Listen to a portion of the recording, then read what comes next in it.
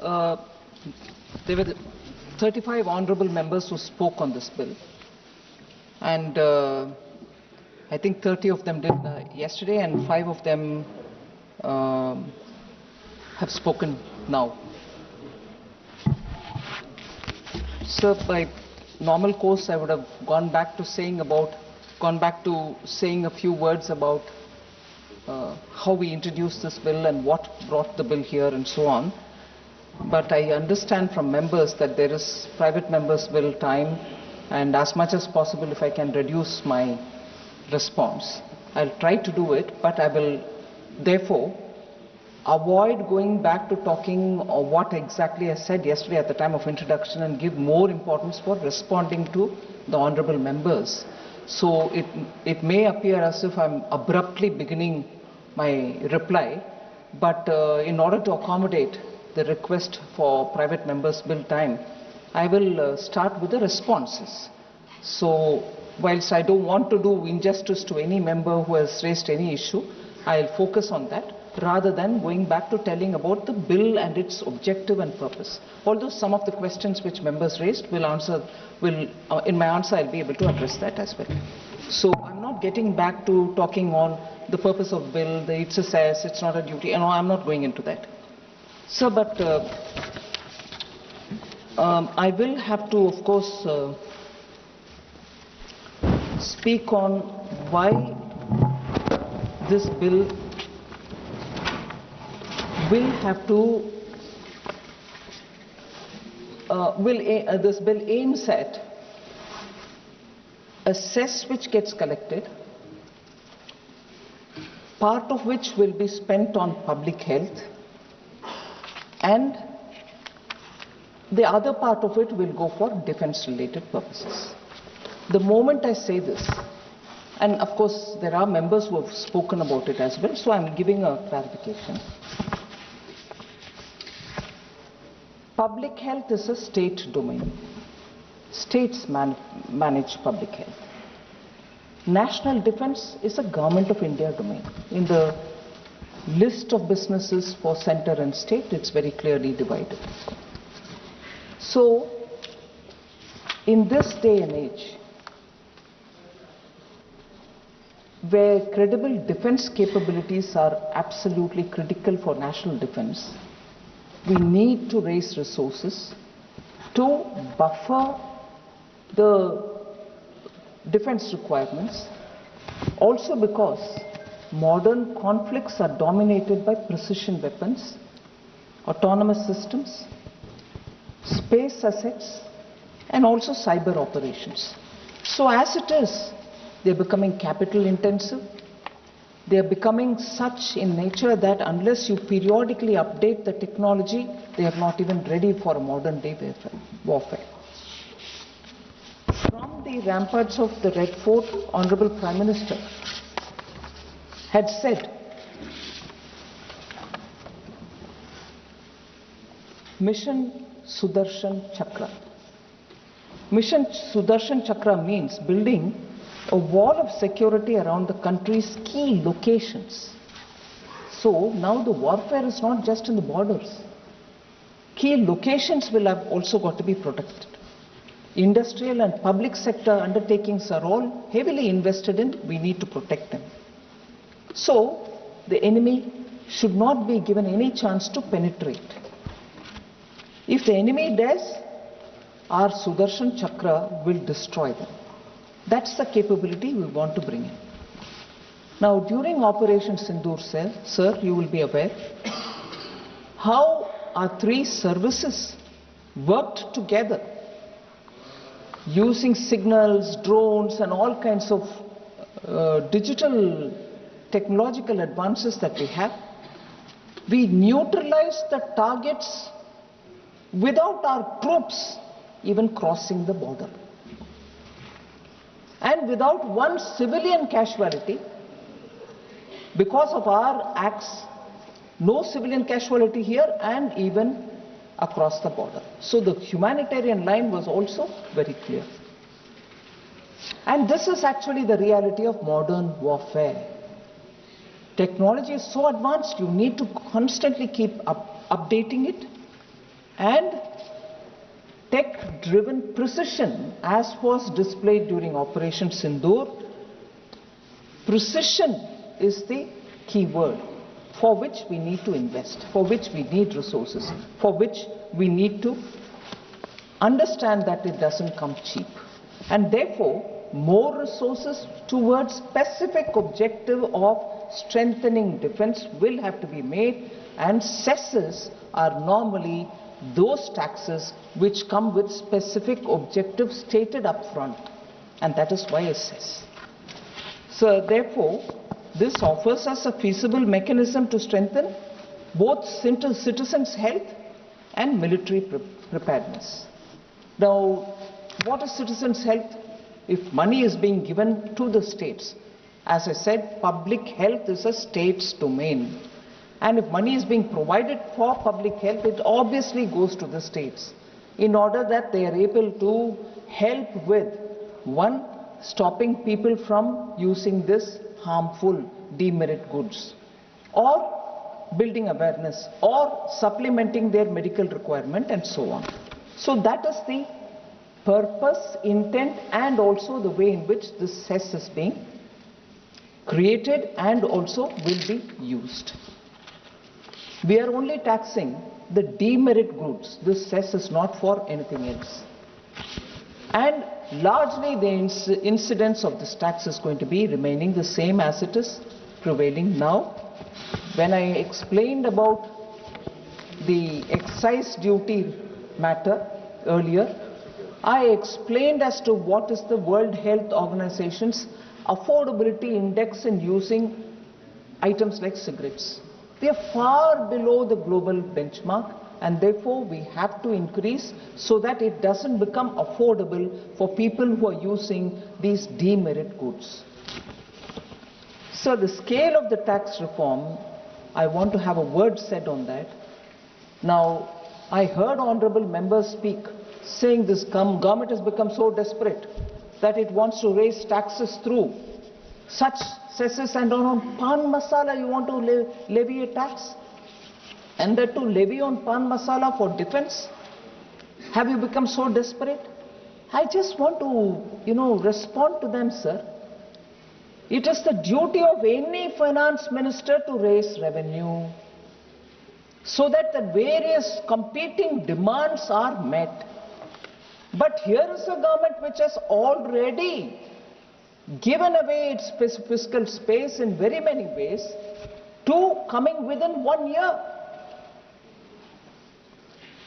Sir, I don't want to do any comparison, particularly having achieved this kind of a level with the Prime Minister's guidance. Absurd levels of income tax prevailed in this country. 95% tax was on income. So my comparison with that will be absurd. Why? Because within 1 year, we gave a huge reduction in income tax. The earlier number was 7 lakh, and probably with all the other deductions, it would have come to 7.76. So people earning up to 7.76 had nothing to pay as tax, income tax. And there were a lot of speculation saying we'll probably go up to 8, 9, 10. We went up to 12. And today probably even 12.26 lakh tak you have no tax to pay. That is on the one hand. And on the other, in the same year, we, with the approval of the GST Council, I'm grateful, I'll never miss an opportunity to thank all the members of the GST Council. They agreed for a sweeping change in the GST that common man items have all become cheap. Across the board, no item was excused. Every finance minister and the GST Council came together to agree for it.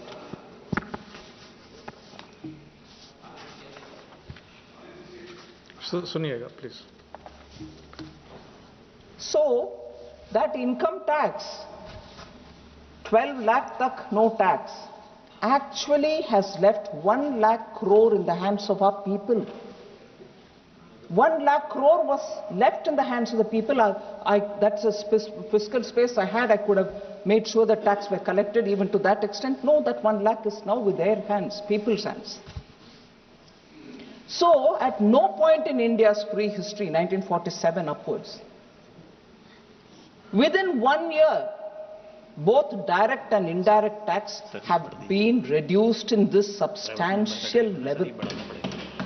And I'm happy to stand here to say I had the fullest guidance and support of Honorable Prime Minister that we were able to do it. Now, at this time, when we are bringing a cess on a demerit good after having given income tax reduction, after having widened the tax, reducing the tax for GST, we are bringing on a demerit good, and here are some members saying the government is so desperate for revenue, I need to give money for defense. Am I taxing essential commodities of the common people? No. It is only on the demerit goods. Ma'am, 1 second, ma'am. माननीय सदस्यों, सभा की सहमति हो तो private member bill इस विधेयक पर सभा के निर्णय के पश्चात ले जाए। कल बात हुआ था इस पे agreement. Thank you so much madam. आप लोग तारीफ करना चाहिए फाइनेंस मिनिस्टर इतना। नहीं, okay madam may continue ma'am. Double करो। So, pan masala like item, sir, I'm sure not one member of this house is suggesting that pan masala must be made affordable. No one is suggesting that. Not at all. So, हाँ, वो अलग बात है जी, वो अलग बात है। अच्छा बात है।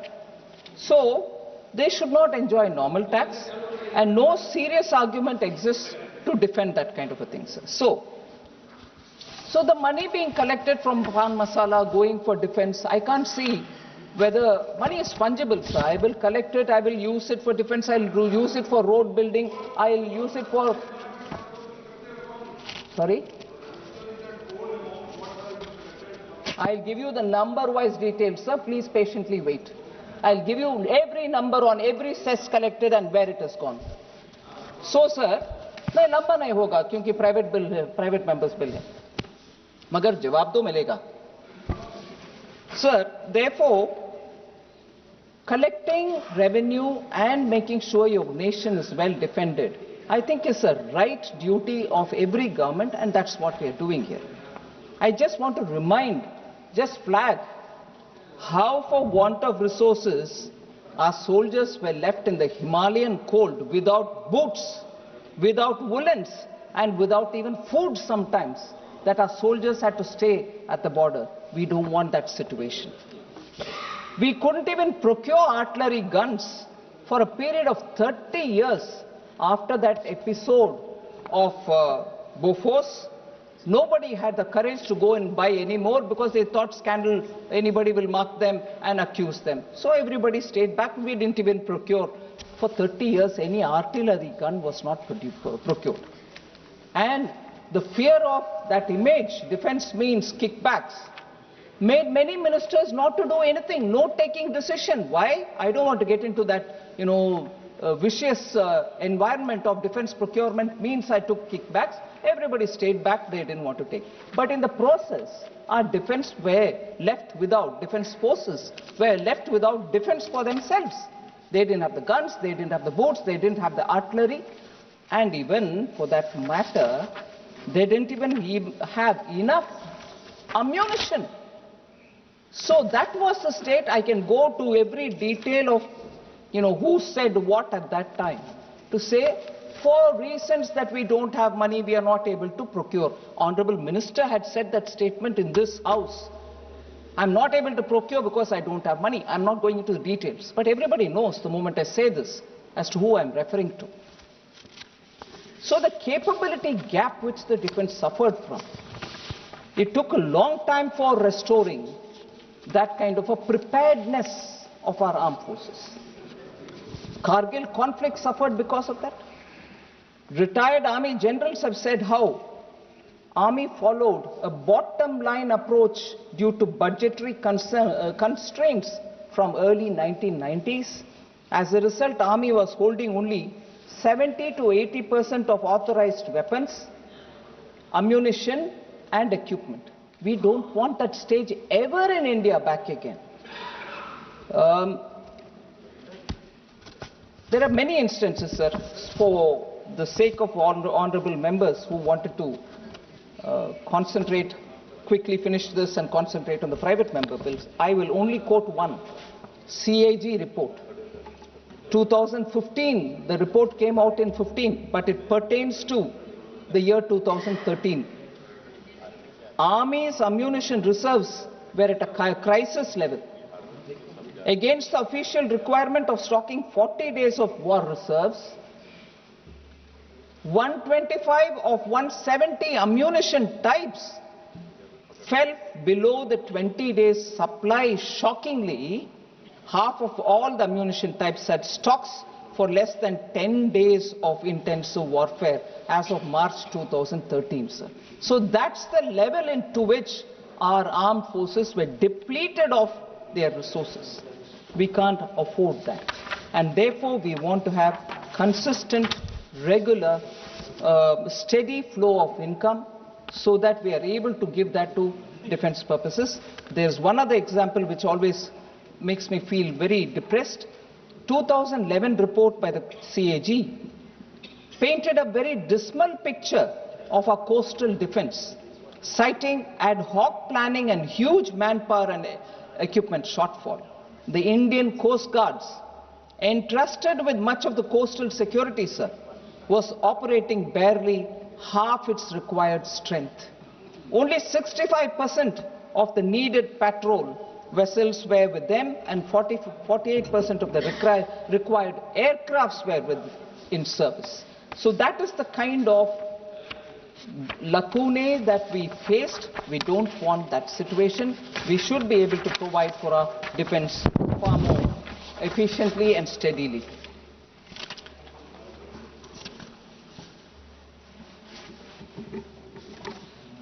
So I'll go over to talking particular members and their concerns. Sir D. Prasad Rao, Sri Supriya Sule, and also Srimati Supriya, thank you, Srimati Supriya Sule, and also Dr. Prabha Mallikarjun, I can't find her here, but all of them had raised this issue, saying there is no detail about the schemes for which the cess will be levied. I think many others have also spoken in similar vein. And also that there is no clarity on the distribution of the cess amongst two objectives which are stated. I want to clarify, sir. Section 7(1) of the bill makes it very clear that the proceeds of the cess are to be used only for two purposes: strengthening India's national security and supporting public health. This actually creates a complete ring fence for a framework, and that will actually be implemented for these two. By providing that the central government will specifically prescribe these activities, schemes and programs, whether in the area of national security or public health, for which the cess is being utilized.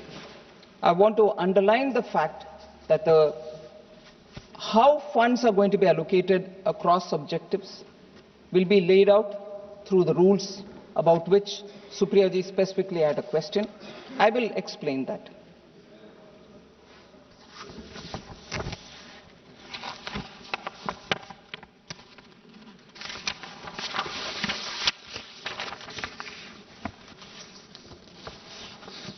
Even before I do that, several members again, Dr. Sumati, who's here, Dr. Alok Kumar Suman, and even Honorable Member Supriya Sule had raised this issue. Does the centre have the right to even impose cess? Where does it come from? Sir, the constitutional power of levying a cess rests entirely in Article 270, which authorizes the Parliament, not the government of the day, Parliament, to levy a cess for a specific purpose. Entry 97 of List 1, the residual entry empowers Parliament to legislate on matters and taxes mentioned elsewhere.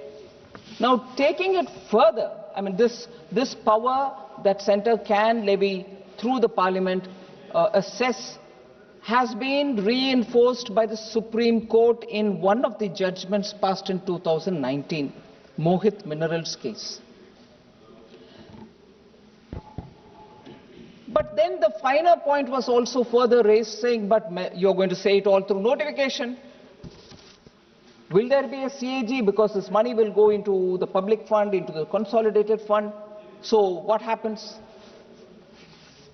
Sir, I must humbly submit that a notification in order to levy a certain cess, the rate particularly, the notification is tabled in the Parliament.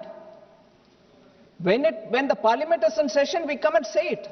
When it is not in session, it is laid there. For 30 days, it waits for the members of Parliament to look at it and then raise any objections or questions or not speak about it. Nothing goes beyond the Parliament on this, and I was surprised to hear, will the CAG audit or not? Nothing can happen without the CAG looking at the financial matters. Cess that is levied through a notification, the rate is mentioned, approval of Parliament is taken through this Act, the notification comes out separately, but it comes to the Parliament, it gets laid here, and there are Parliamentary Standing Committee, Finance, the PAC, the estimates, internal audit mechanisms, everything exists. So where is this fear that CAG will not be looking into it? CAG also produces its report. Yes, I've heard members say it. So please, utilization from the Consolidated Fund of India is subject to the highest level of oversight under the Constitution, through the Parliament, through the CAG, through the PAC, through the estimates, through the internal audits. So nothing escapes from this Parliament when question of the cess happens. So I want members to be assured on that. There shouldn't be any doubts in the minds of any member about, oh, this is a cess, it's a private domain of the government. No way.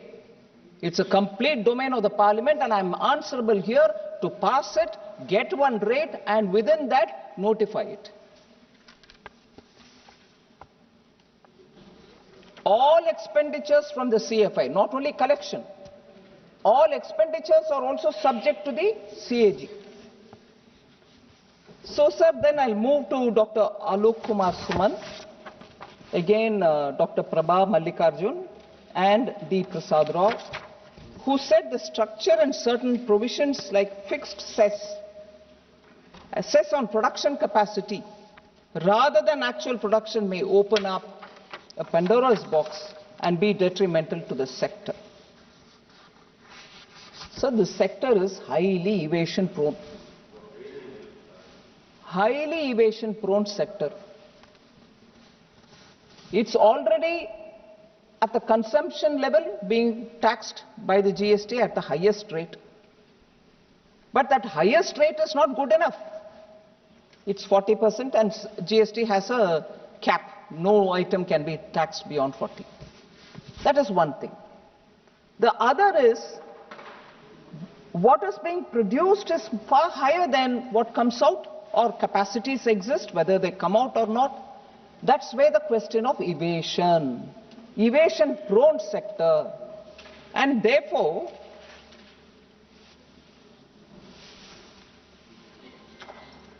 we didn't come out with production capacity as a newer parameter based on which the cess can be levied.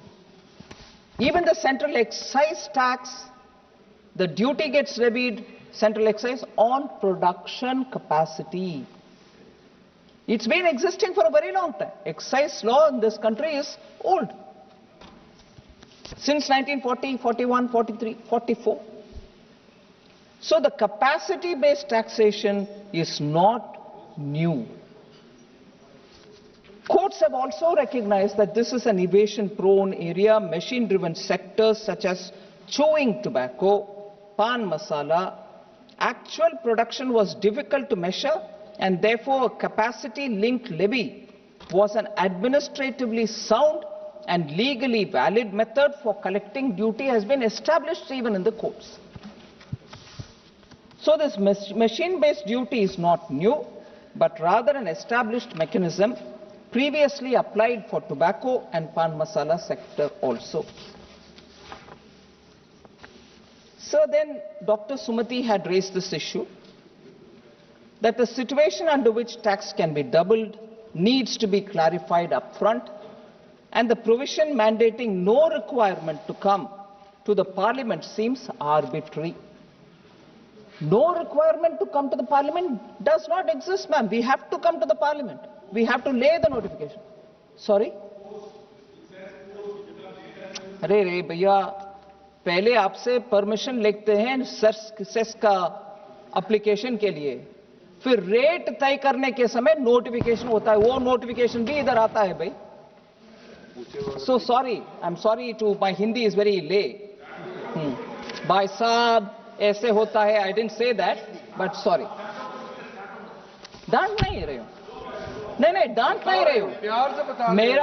मेरा हिंदी का कमजोरी ऐसे नहीं होते भाई, मैंने कह दिया, फिर मैं सोचने लगी वो probably is not मर्यादा language, so all right, that's okay. So the power to double the tax rate is only for emergency, doubling, and accordingly the provision has been incorporated in the Act for prior sanction of the Parliament. Prior sanction of the Parliament. Similar powers exist in other taxation laws also. And what we are doing now is nothing new or nothing unique. And moreover, this section mandates that we can do it only in public interest. So we can't be doing it just for some frivolous reason. So again, Dr. Prabha Mallikarjuna and Supriya Suleji and Prasad Rao from TDP. So the power to add new goods to the schedule without requiring to come to the Parliament seems arbitrary and appears to be undermining the parliamentary processes.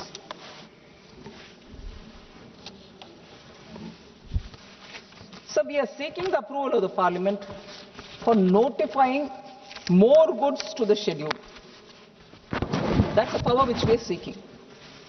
And this will be done through notification. Again, the notification comes, places itself, we place it in the Parliament, and the members are given at least 30 days to have a look at it, and so on. Now, what are these goods? Now, what are these goods which will be added in the future, if at all? For example, sir, pan masala that is currently covered is the one with tariff classification 2106-9020. That's the HSN code number for pan masala. There may be many different variants which may come up in the future due to ingenuity of the industry. This should also be brought within the ambit of the levy. This would be notified by the central government without the requirement of coming to Parliament every time, each time. We notify that this seems to be very close to this 2106-9020, and therefore this also should be covered under the cess, the intent of which is already mentioned. It's a demerit good. It's a demerit good. I can't bring, let's say, shampoo into this. I can't bring besan or atta into this. Demerit good, which has probably some semblance with pan masala, or it is a pan masala becomes evolved, it becomes something else. There is a metamorphosis. From the beginning, the objective itself says it's only on demerit, sir, on pan masala. You want the word demerit put onto it? So, So this would be notified by the central government without requirement of coming to the Parliament, sir. So that is one thing which I want to explain, even as I'm responding to Dr. Prasad Rao. So metamorphosis is a product of ingenuity. Today what appears like pan masala, tomorrow can appear differently and named differently, but am I not going to be able to collect tax on it? I need to.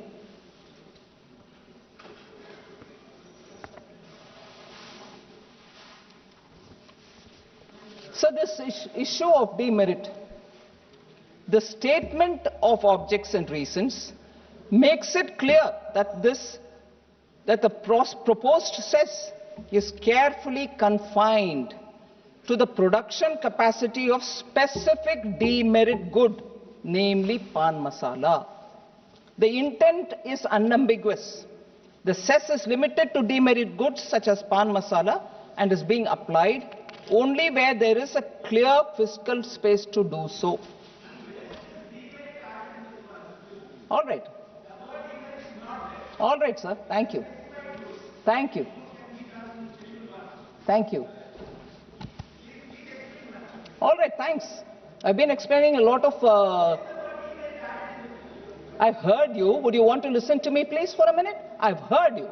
And in fact, sir, like the way you responded when you were talking as I came in, for every issue that you've raised, even on the previous, because you mentioned the previous, I have responded. And even now, on this bill, I'm sorry to say, you have misled the House and I'm answering. There is absolutely no intention to step into the domain of GST taxation, sir, which remains exclusively with the GST Council. The design of the levy fully respects the constitutional scheme while enabling the government to mobilize resources for priority national objectives. Dr. Alok Kumar, I'm not sure if he's here, can the cess be imposed on advertising of specified goods? Was a question that he raised. Advertising is a service and is subject to the GST. Already it is subjected to GST. There is no proposal to include advertising in this cess.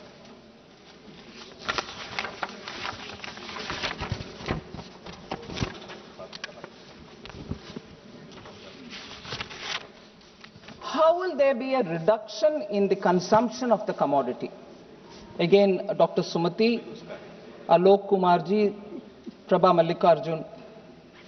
So once the GST compensation cess comes to an end, the effective tax incidence on pan masala, which is currently about 88%, which is 28% of the GST and 60% compensation cess, the 60% compensation cess will come to an end.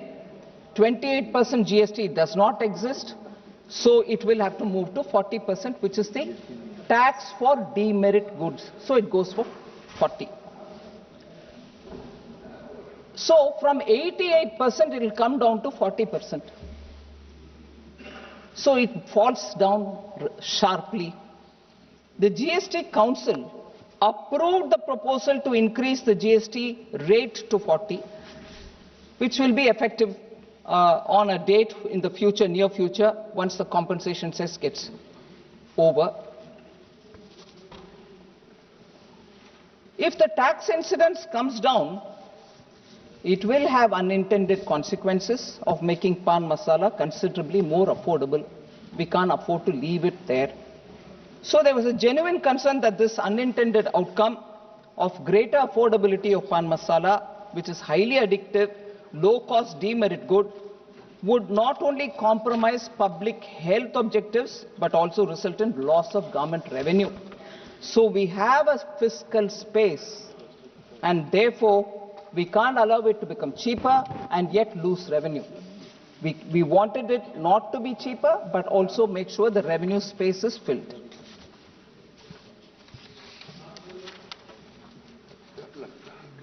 So the name of the cess was a matter which was also raised.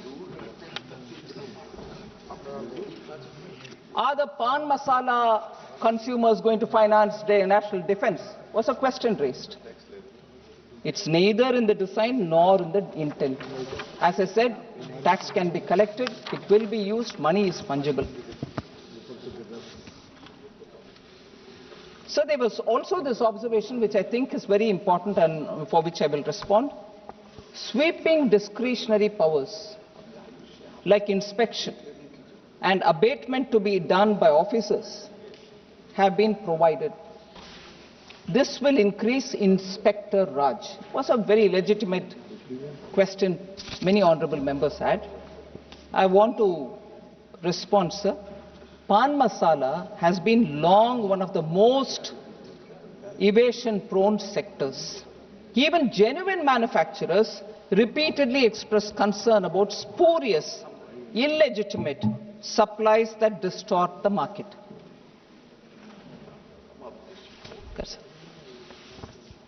In such a situation, it becomes essential to equip the administration with adequate tools so that fair and uniform standard of compliance is maintained across the sectors. So this protects revenue and also ensures a level playing field.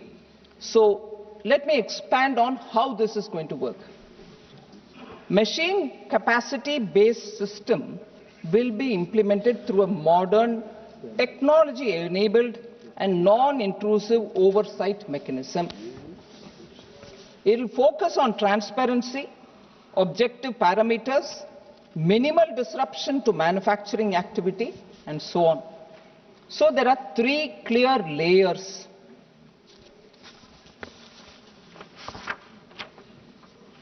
First, it will be on a self-declaration. The manufacturer himself or herself says what is the capacity and speed at which their machine is running. They will also be allowed that if they need to change anything in the first declaration that they give, they will be in a position to change any addition or correction that they have to do. It is at that stage, it will be very quickly verified if their statements are all tallying and everything else. The second stage would be technology supported and a continuous oversight. And the third stage would be risk-based enforcement checks. So, after the initial verification, the system moves away from physical supervision towards technology-driven monitoring, using tools such as the CCTV coverage, tamper-proof sealing, and other automated safeguards. Further, to strengthen automation and reduce discretion even further, the design also anticipates phased adoption of motion sensors and integration with BIS standards in the future. So, beyond this, there are also elaborate appellate provisions with judicial oversight enshrined in the proposed legislation, where the original orders can be first reviewed or revised, and then appeals would lie with the appellate authority, and then the appellate tribunal, and then finally to the High Court, and if necessary, to the Supreme Court. So every layer of appeal is respected, and no denial of natural justice is even thought through.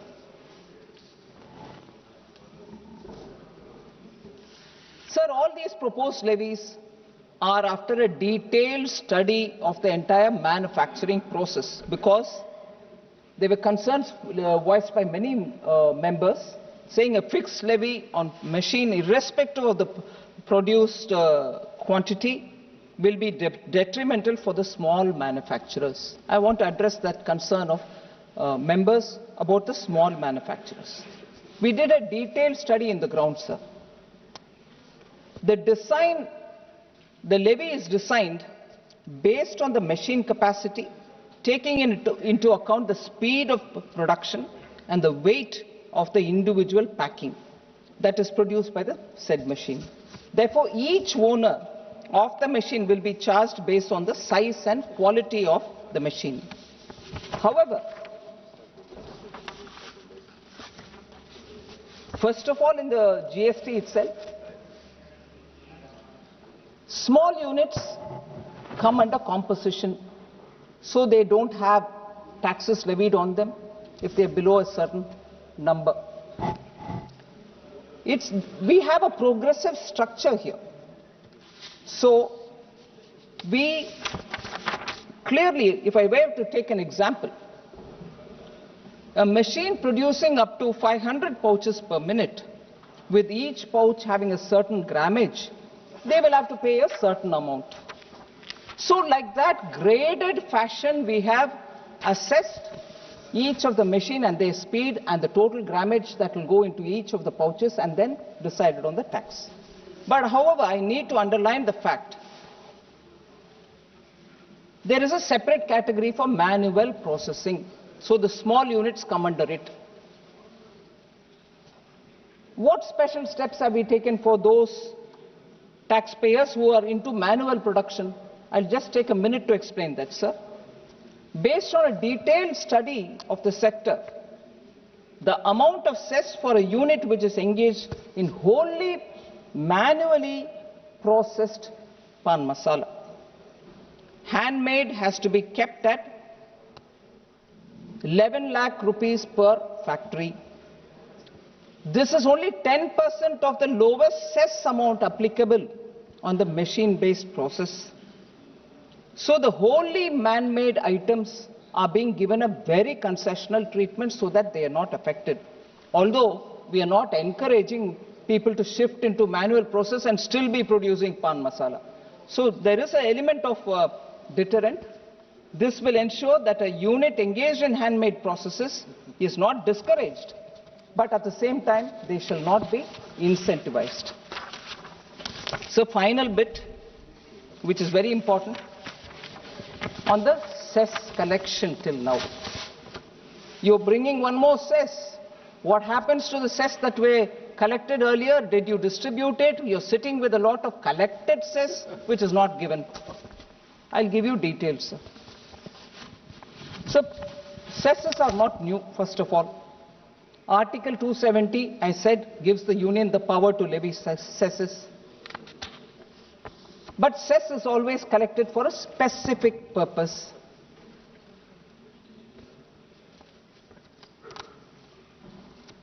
Normally, cesses are not devolved to the states, but in this one, I clearly have said there will be a portion of it being spent on public health, and since public health is a state subject, the money will go to the states.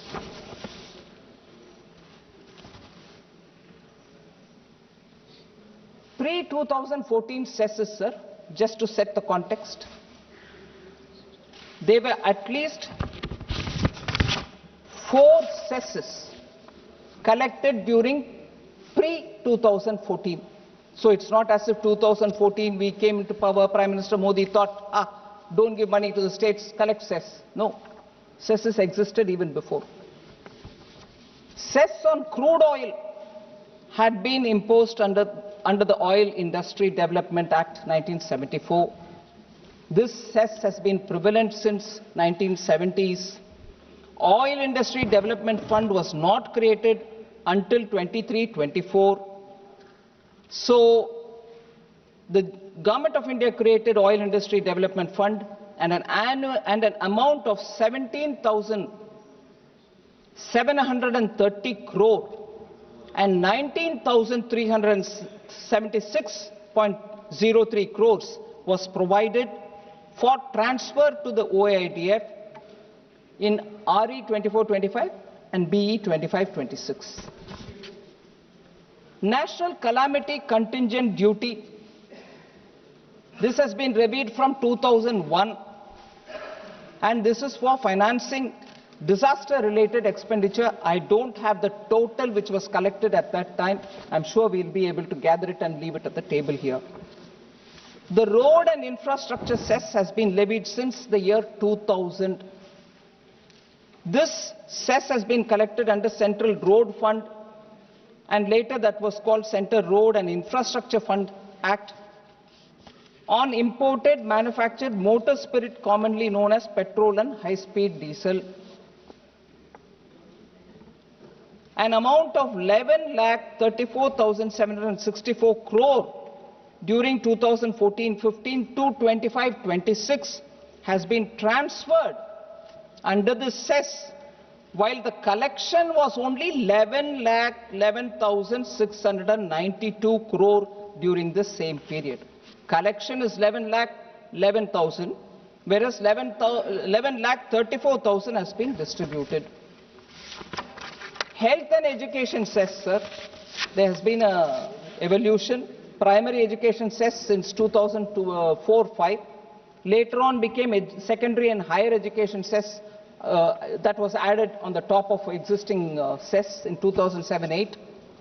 Merging the above two cesses, new health and education cess, 4% on income tax was introduced in 2018-19. The numbers which are of interest for honorable members: government has transferred an amount of 6,49,459 crores during 2014-15 to 25-26 against a collection of 6,07,573 crores, much more than what was collected. Okay, sir, these are cesses which existed before 2014. Post 2014-15, the cesses, I would like to give you a picture, sir.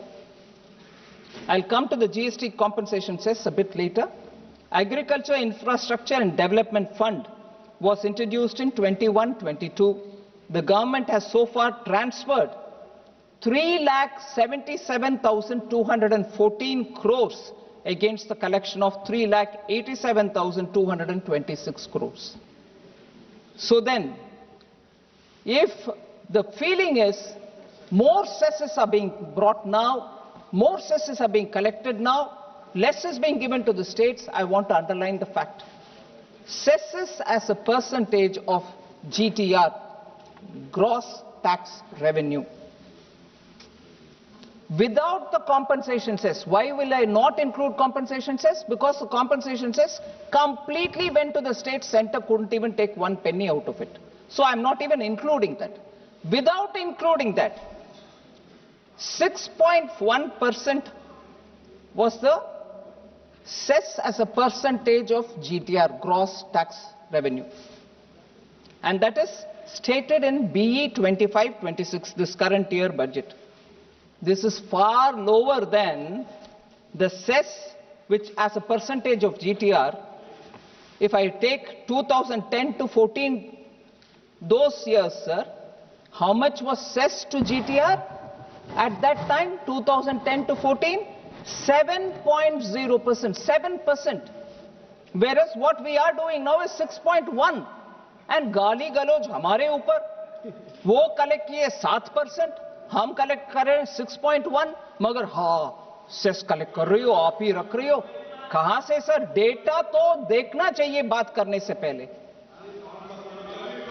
हाँ हाँ आ रही हो, cess के ऊपर आप सब प्रश्न उठाए ना sir. Total collection, OIDF I mentioned, sir. I just want to highlight the fact, OIDF का collection, जी, जवाब खटोर लग रहा है, खड़वा लग रहा है, इसीलिए शॉर्ट कर लीजिए. हाँ जी, शॉर्ट कर लेती हूँ. नहीं, खड़वा प्राइवेट मेंबर्स बिल, वो सब बातें सामने ही हुआ. सडनली प्राइवेट मेंबर्स बिल के ऊपर इतना ध्यान कैसे आ रहा है जी? क्योंकि डेटा कड़वा है, डेटा कड़वा है. Sir, I just want to add the last one, which I said I have not given the number. NCCD, National Calamity Contingent Fund, which is also a cess. It's a kind of a duty which is collected. How much was collected under it? 68,656 crore. How much was transferred under the NCCD? 72,993 crores. Cess हम भी collect किए, ज़्यादा दिए जी, हम रख नहीं रहे.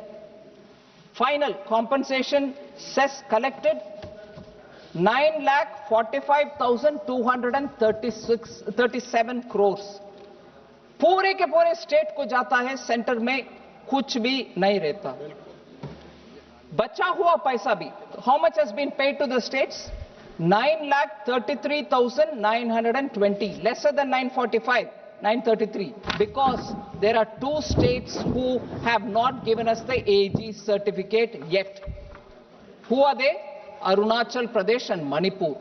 If they come, the leftovers compensation cess also will go to them.